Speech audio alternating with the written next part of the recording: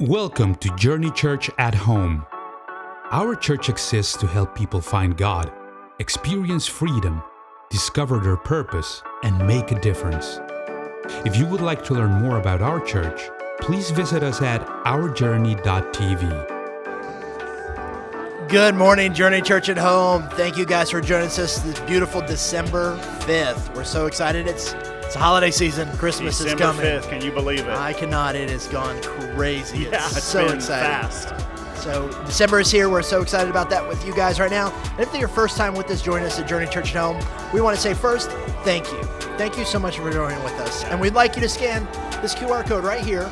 That QR code is going to allow you to connect with us in a better way. So we can send out a gift card, Right. but also so we can connect with you on a deeper level than just saying hi online. If you don't, a lot of us are on smartphones right now watching That's this. right. There's also a link down here. That link right there is going to allow it to be pop up and click on that. Just go right there, fill that out, take just a second, and we just want to send you a thank you gift. So Absolutely. We are so glad that you all are joining us online and here in the building. Pastor Tamar, one of our covenant community pastors, has joining us this morning for the conclusion of Messy Church. I'm excited about Pastor Tamar here. Yeah. What his sermon he did a few months ago on dead dumb trees Yes. was one of my favorite So services good. of the year. He is so good. I love it when he's here. He's got such a right now voice, and that's why I'm so excited that he's going to be with us today, and you'll get to hear his message in service today as well. So, hey, just so you guys do know, with Pastor Tamar here, the holidays are ramping up. We're ramping up big time. So coming up very soon, make sure you're marking on your calendars for December 23rd. It's Yes. Candlelight Communion here at Journey Church. Christmas Eve. Christmas Eve. What it is we're going to be meeting at 6 o'clock for candlelight service. It usually goes about an hour, typically about an hour. Yep. And that way we'll have time to spend together as a church family. But also that fills into another big thing coming up that same weekend. Yeah. So, Candlelight Communion is a wonderful time for us to join together. I've got a special surprise that night.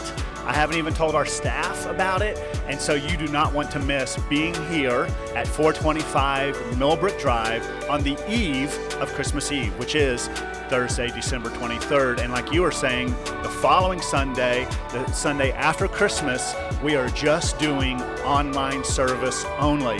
So our in-person gathering at 10 a.m. will not be here in the building at that Christmas Sunday. That is amazing, and you could tell my face online, everybody, that I had no clue. He said there's a special surprise. It's going to be nice. You've got to get here. I'm excited about that, so make sure you make plans to be there. But also, make sure you make plans coming up in January. We're already talking about 2022, and the first day coming up is going to be Love Day 2022. The last Love Day was amazing. It was so great. We had such a great time. We had such a blessing. I'm excited about January. I know we're doing with Joy Closet, right? Right. So, the thing that's going to be different for this Love Day coming up in January is we will meet here at the church. We'll have our normal service, but then we're going to go all the way to Family Worship Center in Cadiz for lunch, and then come back that night to serve Joy Closet. That is great. I'm excited about that. Is Family Worship joining us for service that morning here So, as well? no, they're not. Okay. They're just going to be, we're going out there with them, and then they're serving with us that evening. Right. So that is awesome. I love Family Worship. I love when we get to spend time with them. And there are some amazing cooks out there, so it's going to be a great day. And then I love getting to help Joy Closet. Yeah. Fostering kids is something was big in our Absolutely. Journey family heart. Absolutely. And we are excited to serve with them. Joy Closet specializes in families that have received foster children. And this is an opportunity, they do it every month, where it's kind of like a parent night out, where they get a dinner, the kids will be taken care of, the teens will be taken care of. And so we're going to be the host church to do that. And that's made possible because of your giving, because of you sowing into God's kingdom. So we encourage you in service later on today, when we talk about tithe and offering, click on the link to give, or mail in a check at the address that's given later on service. Or, because we can, we're going to put that link right here, right now. Okay, yeah, there you go. Right there. There's a link right there. Click right there to give, to help support Love Day coming up in January. We want to say thank you guys for being here at Journey Church. We love you. Welcome home. Welcome to Journey Church. I could just sit and wait for all your goodness, hard to feel your presence.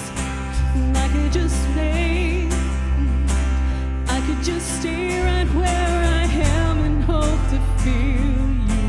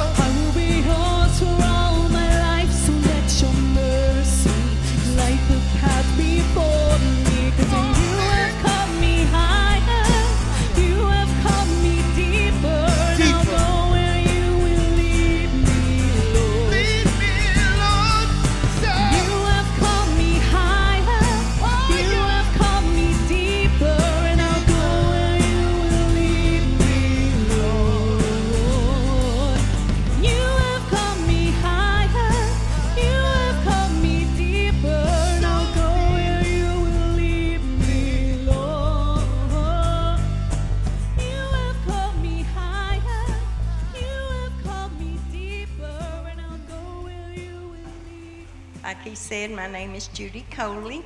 I'm here to talk to you about giving today. And you know you can't outgive God. That's right. So give generously. We can do it with the QR code. We can do it online. And the old-fashioned way is the kiosk in the back. But just remember, what you give does not go to anybody. It goes to God for His purposes and His use, and that's the main thing. That's right. So we want to keep the main thing the main thing. Amen. And look for reasons to give. And you can find them easily. So give with a purpose and love others. That's one of the things that we say, love God and love others here. So, and we do, so that's good. So let's pray. Thank you, Lord, for the opportunity to give back a portion of what you've given to us. We give it to you willingly, with wholeheartedly. In Jesus' name, we thank you for it. Amen. Welcome to Journey Church. Our church exists to help people find God, experience freedom, discover their purpose, and make a difference. If you would like to learn more about our church, please visit us at ourjourney.tv. And now, here's Pastor Tamar Ritchie. All right, so we have this theme that Vince gave me. He said, we're doing messy church, and I want you to come and preach on this idea of messy church. And like Vince said, we've become friends over some time. And as friends, I can honestly say that he said that, and I was like, no, I don't feel like doing that. Because I don't like that theme, and forget you, Vince. And so I was doing my own thing, and that's what I did. And then it was about beginning of October, I was reading through the Atlantic newspaper, and I came across this article. The name of the article was, Should Princeton Exist? And the idea was, should the University of Princeton even exist with all of its money and funding and everything? And there was this quote that they had in there. You can go ahead and show the quote. This lady, Emma Green, who wrote it, she said, at the end of the article, she said, we're all muddled, we're all messy, confused beings. And I read that, I was like, well, I guess I'm preaching on messy church after all. Because that struck a chord with me. Because as I saw that, as I read that, the thing that instantly came to my mind that I actually started to think about was family. Family. I have a picture, my father-in-law took some pictures of us on Thursday of our time for Thanksgiving. You can put those up for us, please. And he's not in the picture because he was taking the pictures, but you have this is our family on Thursday. You've got my wife and our kids. Most of them, our oldest one couldn't make it down. You have my mother-in-law, my brother-in-law. You have my parents. You've got our friend Marjorie from Dogwood. You got my other friend Andrew and his son Tim. We're supposed to have the whole family there, but the rest was out of town, so we got the leftovers, we called them. This is our messy family that we have. It's a mess. It was a mess. In that short time frame, at that one table, we talked about everything from making Russia go bankrupt through OPEC to inappropriate things that our dads have in the houses. Seriously, it all happened. And I felt a little bit confused because Marge was like, this feels great. It feels like my own family. I'm like, I'm sorry. I wish your family was better than this. But she said it was from her home. You have all this, but the thing about family is that when you think about family, family is also life. Right? If you want to reduce life down to the smallest component, human life, the smallest component of human life is family. You got your dad, you got your mom, you got your kids, and that multiplies and that grows, but family is the most basic symbol of life. That's what it boils down to. And if Journey is going to be a healthy church, it needs to be a healthy family. Well, one of the things I understand that when Vince shares with me the vision God has given him for the future of this church is that it's not about just making a church with lots of people in it, making money, making him look good. It's not about that. It's about being a healthy faith community. And you can't have that without being a healthy family, because that is life. But here's the other interesting thing is that when you think about families, there's no such thing as a healthy, tidy family. I mean, think about it. Think about it. A healthy family is not neat. I've shared this idea with a couple of other men and women out there in the community as I was preparing to preach this Sunday. And they talked about like, oh yeah, I know some families and everything looks good on the outside, but man, it's a mess underneath. They backstab one another. They're always out to get one another. Like they put on a good front in public, and there's no health there. And I think about my own family. I mean, granted, we have the 5 kids at home, so that's part of it. But the truth is that it's always messy there. Because a healthy family is a messy family. It really is. And this isn't just me thinking this. This is something we actually see in Scripture. In fact, as we're going to go through this looking at family, I have these series of vignettes of family life that really just shows how messy a healthy family is. The first one is family meals. We see this in Exodus 12. In Exodus chapter 12, we have this time when God is telling the people, all right, I'm going to finally bring you out, but first, let's have a family meal, right? And starting in verse 7 here in chapter 12, it says, then they shall take some of the blood and put it on the 2 doorposts and the lintel of the houses in which they eat it. They shall eat the flesh that night, roasted on the fire with unleavened bread and bitter herbs. They shall eat it. Do not eat any of it raw or boiled in water, but roasted, its head with its legs and its inner parts, and you shall let none of it remain until the morning. Anything that remains until the morning, you shall burn. All right, so think about this. This is a meal, right? And I don't know if you've ever killed anything. I recently, just so you guys are aware, I've recently become a certified tree hunter. I'm amazing. I hunt trees. That happened. But if you've killed anything other than a tree, you will know that it gets messy. We killed some chickens before too. That's messy. It's messy to kill something, right?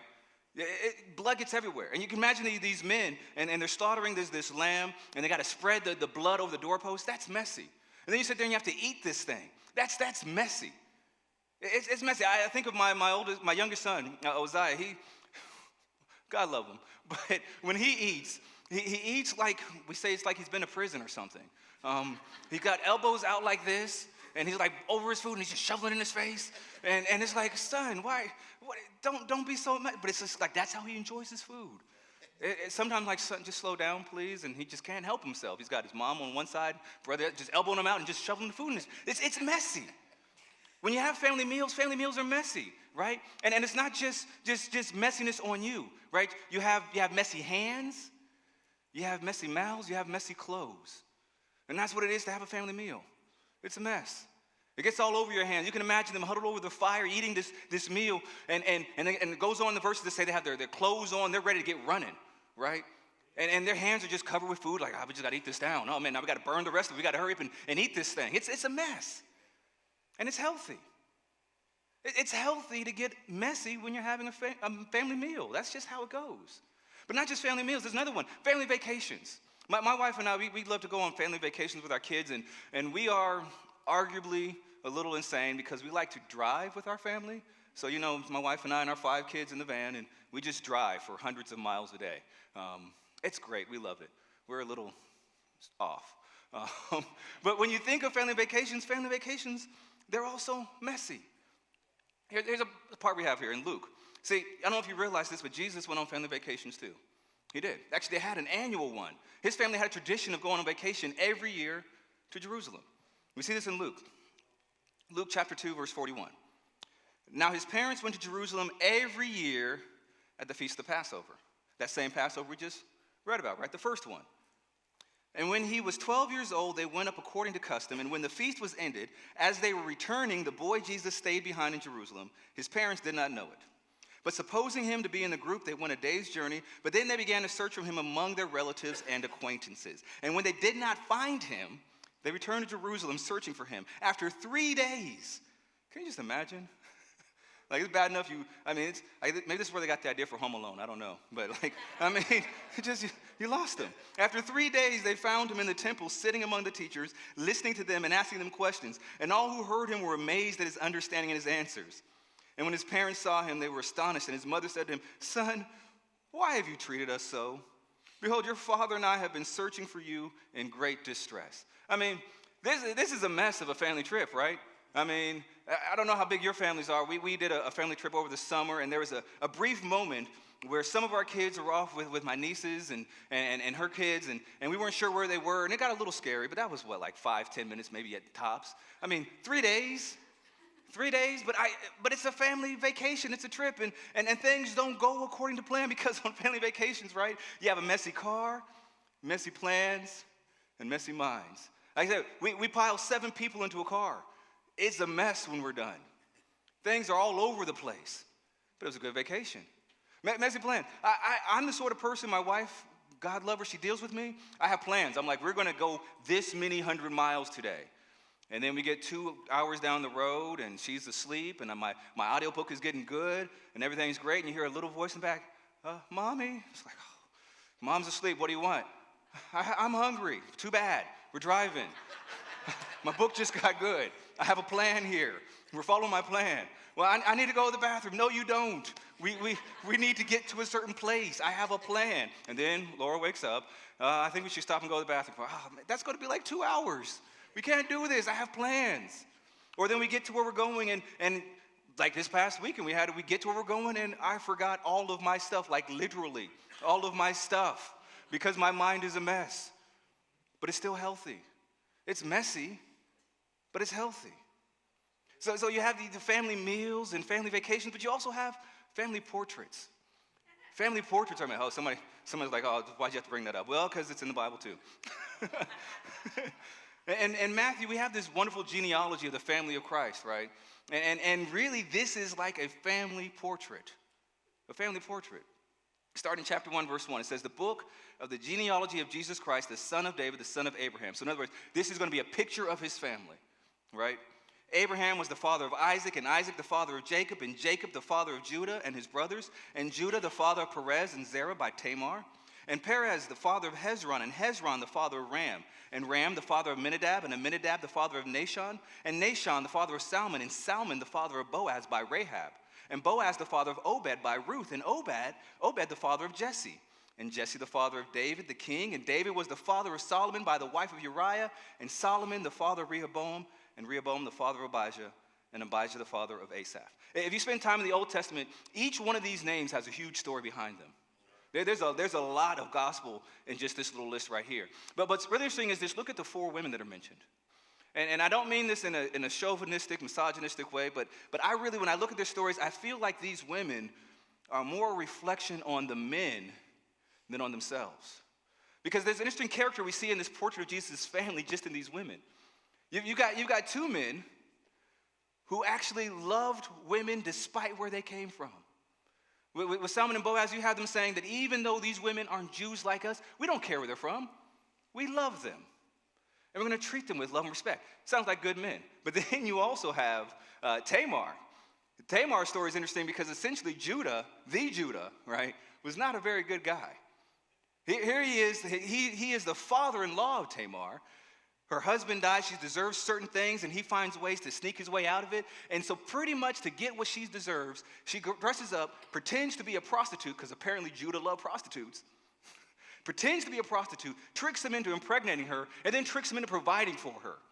That's the sort of man Judah was.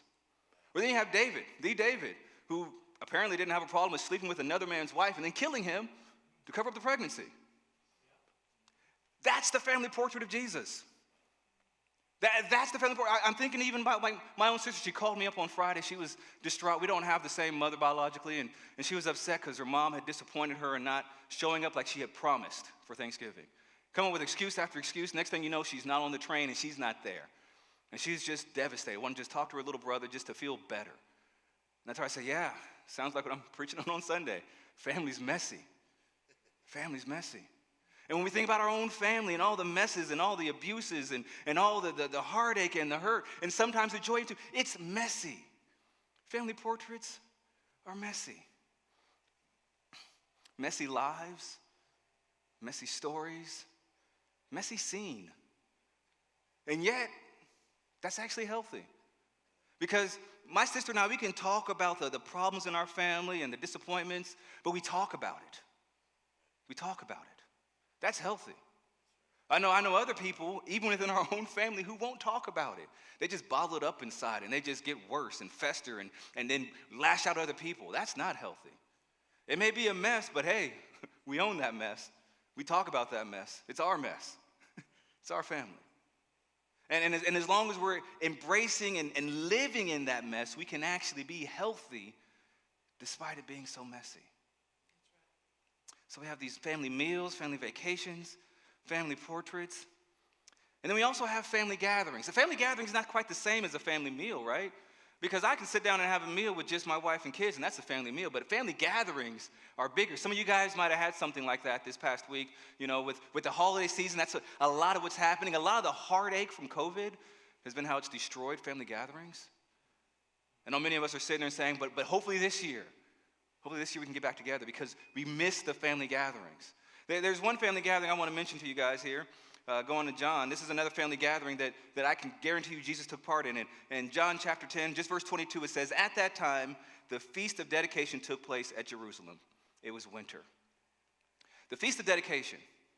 The Feast of Dedication is Hanukkah. Just what? See, that's why I got a shirt. See, told you, Vince, it actually, it actually has a purpose in the sermon, so I'm wearing it. And for those of you online, I'm sorry you missed it. I mean, it ended yesterday. But for you guys who are here right now, tonight's actually the first night of Hanukkah. It actually is, okay? And what Hanukkah is a celebration of family times. It's a family gathering. I promise you, Jesus celebrated this. He looked forward to it as a little boy because Hanukkah was an amazing, wonderful time for Jewish people. Let's talk a little about Hanukkah right here. I got a picture for you of the guy who started it. Go ahead, go to the next one. I found a picture that Vince would approve of. This is the real comic book, all right? About Judah Maccabee, okay? And Maccabee actually was a nickname he was given that meant the hammer. Like, that's what it meant. I mean, he's the hammer of God. And the idea was that this was a man, and him and his family, they lived in Israel during a time of occupation. All right, this is a couple hundred years before Christ was born, where the people of Israel, they were occupied by foreign powers. And he said, you know what, I'm tired of this mess. I'm not doing this anymore. Sons, let's get together. We're going to kill them, destroy them, defeat them. And they went up against what was the strongest army of the time, the Seleucid Empire, which is him and his sons as guerrilla warriors hiding out in caves. They actually won. They won. They drove out the enemy out of Jerusalem, reclaimed the temple in God's name. And they get into the temple and they say, hey, we got to light the menorah. We have the special 7-branch candle stand that's supposed to stand in God's presence and be lit at all times. We've cleaned out the temple. We need to light God's candle. We need to light God's light right now. And they came and said, yeah, but we only got enough oil for one day. And it takes 7 days to make more. They say, light the candle. Let's see what happens. 8 days later, that candle was still burning.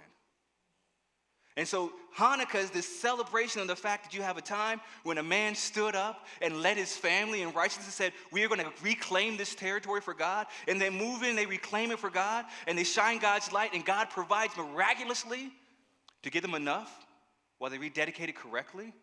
And so you have these 8 nights of remembering when God moved and God showed up. And this time right now, Jesus is saying that it was during that time when families gather together and celebrate God's providence. That all you have to do is just step out and start doing what God says. And he'll meet you there and sustain you as you keep doing what God says. Hanukkah's a beautiful time, an amazing time. And it's a great time too because we see this idea of this tradition, right? And when it comes to family gatherings, we have this messy world, messy reputations, and messy traditions. Family gatherings bring all of that out. Because the idea of the Maccabees is a great example of what we see in our own family. It's a messy world out there. I mean, just getting to the house you're going to for the gathering, it's going to be a mess. Maybe you're like me and just the struggle of getting socks on all the right feet and the shoes on the right feet and then those bottoms in the right car. That alone is a mess, right? Or maybe it's just reputations because you're sitting down and you're sitting next to that one uncle that you really would rather not be near. And you're sitting next to him because, man, but you know what he just did last week? We joke about it. God rest his soul, Uncle Sonny passed away years ago, but the joke in our family is that we don't know how many kids he has. We really don't know how many kids he has. We really don't. I have no idea. That was Uncle Sonny. I mean, like, that's him. And traditions, well, Grandma used to make it this way. Well, yeah, but now I make it that way. My wife was just sharing a tradition about the way her grandmother made potatoes and realizing how she used like canned everything and powdered everything.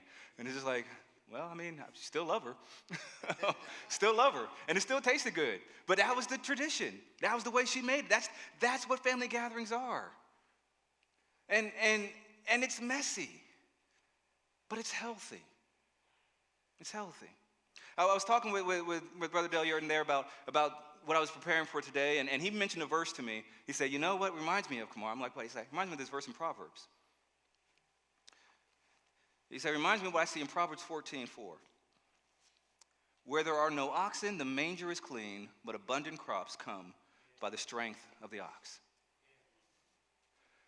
Brother Dale was something like, yeah, that reminds me. You're talking about this, the idea of messiness and being healthy. Like, reminds me of that because you can't have a healthy barn without it being a messy barn. It's going to be messy when it's healthy because it's productive, because you're producing something, you're fruitful. It requires that messiness. I was like, you know what? Thank you, Dale, because that's what's tying it together. Because we talked about this, is that family is the most basic unit of life, right? The most basic symbol of life. And if Journey's going to be a healthy church, it needs to be a healthy family. And there's no such thing as a healthy, tidy family. Because a healthy church is a messy church. A healthy church is a messy church. If you're going to be healthy, you're going to be messy. Maybe that's going to mean that your hands are going to be dirty because you're actually out there doing something. Or maybe your reputation will get dirty because you're out there and you're living your life for Christ and people are talking bad about you because you're in so-called bad neighborhoods or bad homes because you love the people. And it gets messy. Or you know what? Maybe you have to deal with messy plans because, hey, Vince had this great idea of doing something, but then God had a different plan. And messed up the plan. And now it looks messy. But hey, it's healthy. A healthy church is a messy church. And if you guys are going to be a healthy church, you don't run from the mess. So think about, like I was saying, with those other families where they encounter the messiness in their lives and they run from it. We don't want to talk about that. We don't want to talk about that one uncle who did the inappropriate thing. We don't want to talk about that time when mom wasn't there and we wanted her to be there. We don't want to talk about the time when the kids, stole our stuff and went out and ran in the streets. And those families are not healthy because they don't talk about it. When that messiness shows up in this church, if you run from it, you're running from God. You're running from what he means to do in his church with his people. Because a healthy church is a messy church. And it's a beautiful thing. My wife and I, we talk sometimes, and I say I look forward to when the kids are all gone because then I can have a life. I mean, I do. I say these things. We have weird conversations, my wife and I. She's married to me, so what do you expect? But the truth is that we look at our parents' lives, the grandparents, and we see how they have literally packed up and moved and rearranged their lives to stay near us and our messiness. Because that is what life is about. And so I'll sit there and I'll say, I look forward to, when the kids are all out. I also say I look forward to having 20, 30 grandkids. Because that's the upside of having, 5 biological children. And our oldest one we adopted, we got 6 kids. I might get 30 grandkids. and I look forward to having that many so I have an excuse to not know their names. Not just because I'm old, but there's too many of them. It'll be a mess, but it'll be full of life. Be full of life. I'm not sure where God is taking you all as a church, but I'll tell you this. If where he's taking you is a place of life, it will be messy.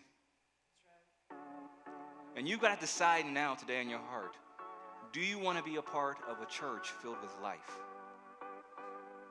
If you do, don't run from the mess. Don't run from it. A healthy church is a messy church. That's what God gave me to tell you guys today. And I pray that you will be a messy church. Thank you for being a part of Journey Church at Home. If you would like more information about Journey Church, please visit us at ourjourney.tv. See you next week.